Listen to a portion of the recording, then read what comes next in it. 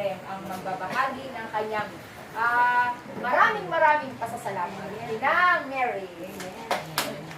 God is good. All the time. All the time. Yes, The will of the Father. Yes, I will. Yes, I will. The will of the Father. God is good. Unang sa magandang hapon po sa ating Panginoon at magandang hapon po sa inyong lahat. Ako po ay puso nagpapasalamat sa ating Panginoon sa kalakasan, sa kaligtasan ng bawat isa. Salamat sa mga biyaya. Maraming salamat sa araw-araw na pamumuhay na natatawid natin dahil sa tulong ng ating Panginoon. At maraming salamat din sa pag-iingat sa aking mga mahal sa buhay, lalo na yung mga anak ng Robert na nasa malayo, patuloy niyang iniingatan at salamat sa kapayapaan ng ating tahanan, kapayapaan din ang aming lugar na ito. Salamat sa ating Panginoon at nawa Panginoon, huwag mo kami pababayaan sa lahat ng iyong kabutihan at nagsusumikot naman na maibalik sa iyo at ng kabutihan mo. Amen. Maraming salamat po at muli mo naman kami binalaw sa loob ng aming tahanan. Maraming salamat po, Lord. Amen. Praise Yay! Praise Yay! Ay, mapala, praise siya. Nas-excited kasi.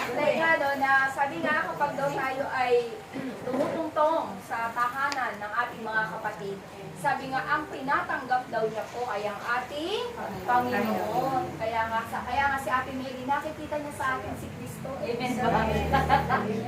Diba? Kasi nga, sa pamamagitan natin, sa gawain ito, kasama natin ang ating Panginoon. At syempre, sabi nga walang hindi nabibigo. Tama ba? Walang mabibigo. Nabibigo. Walang hindi, ano ba yun?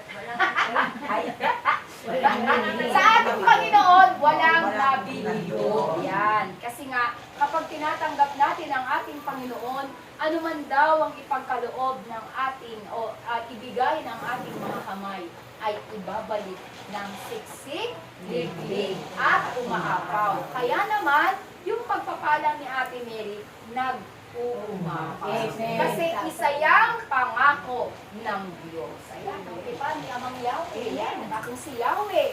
Ang siya lamang ninyong panlilingkuran. Kung magkagayon, pasasaganayin ko kayo sa pagkain at inumin at ilalayo sa anumang karapatan. Amen! Praise Praise Yahweh! Sino pa po yung gustong magpasalamat? Baka po merong gustong magpasalamat sa inyo. Baka po kayo ay merong siksik, liglig na umaapaw na pagpapala. Kailangan natin pong ibahagi ito o i-voice out natin sa ating Amang Yahweh. Anybody? Salamat, Lord! Amen! Gusto kami pabasa. Amen! Wala po kayo mali din. Baka gusto mo magpasalamat. Kasi hindi ka pala na magpapasalamat kasi hindi ka na nakakarating sa bahay mo. Oo, may gawain eh. Magandang hapon sa ating Amen. Magandang hapon sa inyo lahat. Pabasa. Kaya nagpapasalamat ko sa araw-araw. Ginigising talaga ako ng araw-araw ng ating Panginoon. Amen. Pinapalakas at pinagagaling at binibigyan ng biyaya sa araw-araw. At salamat din at natapos na yung El Shaddai namin sa Santa Lucia. At hindi ko talaga na yung mensahe kasi ginawa ako ni Lord naman yung mga attender. Ako ang tagalista. Siyempre sa registration, sabi ko, ipinagkatiwala sa akin ni Lord ng pagre-register. Ang dami nila ay ako pangina sa lamesa.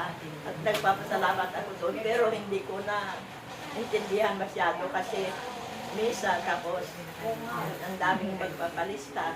More than 300 na tao. Ang dami.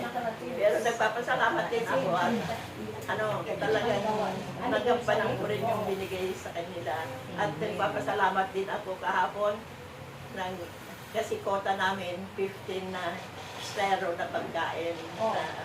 Na-prito ko rin yung 13 na peraso pero parang pagod na pagod ako kasi siyempre ako pang nagganyan sa Sabi ko nga, mas maganda pa yung magbigay na ng pera, hindi na. Kaya lang sabi nila doon, mas maganda yung sakripisyo na sa ating kasi. Kaya kagabi, habang nagluluto ako kahapon, natutulog pa rin yung mga bata, yung mga anak ko, manugang ko. Hindi ako na ang gigising din. siyempre yung mga ganyan na tipak-tipak na para Divide mo o magulang. Tapos, nung ano na, pati nga yung big kanin, na, ano ba, hindi pa naluto, na rice cooker na, umapaw yung sumobra yung kanin. Kaya nagdalawa pa ako ng rice cooker. Kaya, kasi salamat para sa Panginoon at talagang mahirap.